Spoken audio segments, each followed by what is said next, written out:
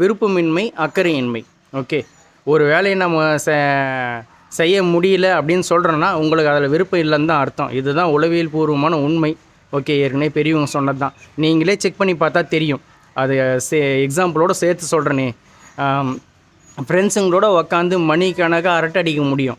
அதே உங்களால் அதே ஒரு பஜனை கூட்டத்தில் போய் உக்காந்து ஒரு அரை மணி நேரம் பஜனை பண்ண சொல்லுங்கள். அதுவும் கூட்டம் தான், இதுவும் கூட்டம் தான். ஆனால் இந்த கூட்டத்தில் உங்களால் உட்கார முடியாது.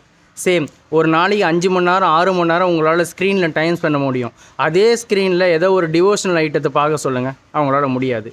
சரி, அடுத்தது ஒரு கோயிலுக்கு போயிட்டு ஒரு 600-800 மீட்டர் உள்ள ஒரு கோயிலை ஒரு 3 முறை சுற்றிட்டு வாங்கன்னா கை வலிக்குது கால் வலிக்குதுன்னு சொல்லுவாங்க.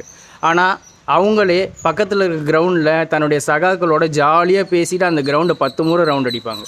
இவ்வளோ தான். விருப்பம் இருக்கும்போது அதுக்கு உடம்பு ஒத்துழைக்கும். விருப்பம் இல்லைன்னா உடம்பு அது கூட சேர்ந்து ஒத்துழைக்காத மாதிரி நடிக்கும்.